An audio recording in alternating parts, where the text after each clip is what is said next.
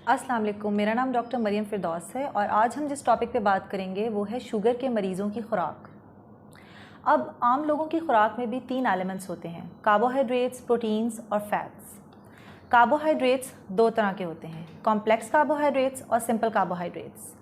अब शुगर के पेशेंट्स के लिए कौन से कार्बोहाइड्रेट्स प्रेफरेबल हैं, वो है कॉम्प्लेक्स कार्बोहाइड्रेट्स। कॉम्प्लेक्स कार्बोहाइड्रेट्स वो कार्बोहाइड्रेट्स हैं जो कि हमारे ग्लाइसेमिक इंडेक्स को मेंटेन रखते हैं और ब्लड में शुगर के लेवल्स को ज़्यादा नहीं करते।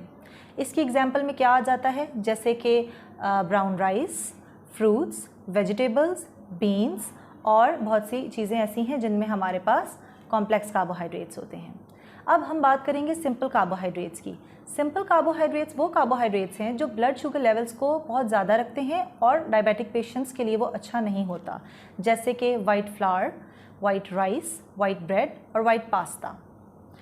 अब इसके बाद हम बात करते हैं प्रोटीन की। प्रोटीन सबसे ज़्यादा प्रेफरेबल डाइट है डायबिटिक मरीज़ों के लिए। प्रोटीन एक ऐसी डाइट है कि जो कि हमारी बॉडी को स्लो स्टेडी एनर्जी देती है और शुगर लेवल्स को भी स्टेबलाइज करती है। इसकी एग्जांपल में आ जाता है मीट में सबसे ज़्यादा प्रोटीन होता है। उसके अलावा सी फूड जैसे कि फ़िश, बीन्स, लेग्यूम्स और बहुत सी वेजिटेबल्स में भी प्रोटीन्स होता है। तो शुगर के पेशेंट्स के लिए प्रोटीन एक प्रेफरेबल डाइट है। उसके बाद हम बात करते हैं फ़ैट्स की। फ़ैट में अब हमने आजकल बहुत सुना होगा कीटोजेनिक डाइट के बारे में। अब ये कीटो डाइट होती क्या है? कीटो डाइट एक ऐसी डाइट है जिसमें जो बंदा है वो फ़ैट ज़्यादा और कार्बोहाइड्रेट लो लेता है, यानी high in fat and low in carbohydrate diet लेनी होती है। कीटो डाइट से फ़र्क तो बहुत ज़्यादा होता है कि उससे वज़न बहुत जल्दी कम होता है, जो कि शुगर के मरीज़ों के लिए बहुत अच्छा है क्योंकि एक्सेस वेट ही बहुत बड़ी कॉज है शुगर की। तो अगर कीटो डाइट से वेट जल्दी लूज़ होगा तो ये शुगर के मरीज़ों के लिए एक अच्छी डाइट है। उसके अलावा ये हमारे शुगर के लेवल्स को भी मेंटेन रखती है क्योंकि इसमें फ़ैट का इंटेक ज़्यादा और कार्बोहाइड्रेट का इंटेक कम है, तो शुगर लेवल्स ब्लड में ज़्यादा नहीं होते।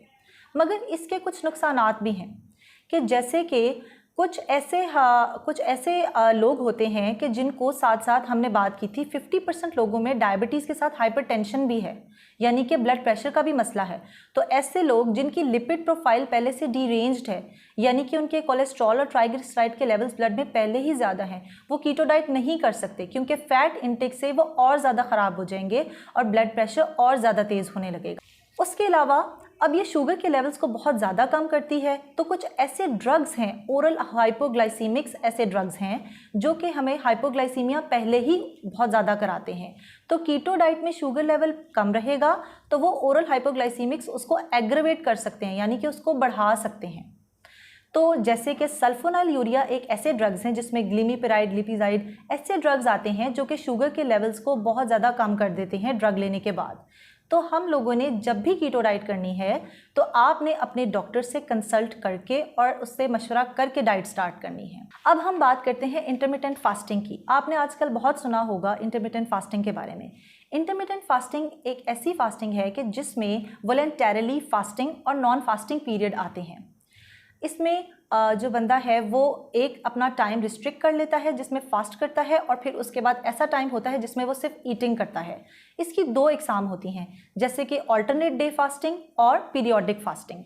अल्टरनेट डे फास्टिंग में एक दिन फास्टिंग होती है और दूसरे दिन ईटिंग होता है, और पीरियोडिक फास्टिंग में हमारे पास एक खास मखसूस पीरियड होता है जिसको वो रिस्ट्रिक्ट कर लेता है ईटिंग के लिए और बाकी टाइम पीरियड में वो खाता रहता है। पीरियोडिक इंटरमिटेंट फास्टिंग ऐसी फास्टिंग है कि जिसमें ब्रेकफास्ट यूजुअली स्किप किया जाता है और 8 आवर्स के लिए ईटिंग की जाती है, जो कि यूजुअली 1 PM टू 9 PM तक जो है वो ईटिंग होती है। उसके बाद 16 आवर्स के लिए फास्टिंग की जाती है। इसे हम कहते हैं पीरियोडिक फास्टिंग। अब जो हमने डिस्कस करना है वो ये है कि क्या इंटरमिटेंट फास्टिंग डायबिटिक पेशेंट्स के लिए अच्छी होती है। तो इंटरमिटेंट फास्टिंग में एक ऐसा टाइम पीरियड आता है कि जिसमें वॉलंटरली फास्टिंग हो रही होगी तो हाइपोग्लाइसीमिया होगा, और वॉलंटरली जिसमें नॉन फास्टिंग होगी उसमें हाइपरग्लाइसीमिया होगा। अब हाइपोग्लाइसीमिया और हाइपरग्लाइसीमिया ऐसी fluctuations of blood sugar levels जब डायबिटिक पेशेंट में आएंगी तो वो इसके लिए बहुत नुकसानदेह है।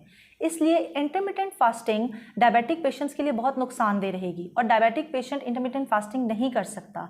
जैसे कि हाइपोग्लाइसीमिया और हाइपरग्लाइसीमिया दोनों के ही बहुत ज़्यादा नुकसानात हैं, यानी शुगर का ज़्यादा तेज़ी से कम होना और ज़्यादा तेज़ी से ज़्यादा होना एक ख़ास टाइम पीरियड में भी नुकसानदेह हो सकता है। कीटोजेनिक डाइट अच्छी भी हो सकती है और इसके नुकसानात भी हैं। तो आप लोगों ने जो भी डाइट करनी है वो अपने डॉक्टर के मशवरे से और सिंपल डाइट प्लान फॉलो करके आपने प्रोटीन इंटेक को ज़्यादा, फैट को मॉडरेट और कार्बोहाइड्रेट लो या फिर कॉम्प्लेक्स कार्बोहाइड्रेट्स का इंटेक ज़्यादा रखना है। उम्मीद है कि आपको आज की वीडियो पसंद आई होगी। अगर आप लोगों का फिर भी कोई क्वेरी या कोई क्वेश्चन हो तो आप कमेंट में लिखिए, मैं रिस्पॉन्ड करूँगी।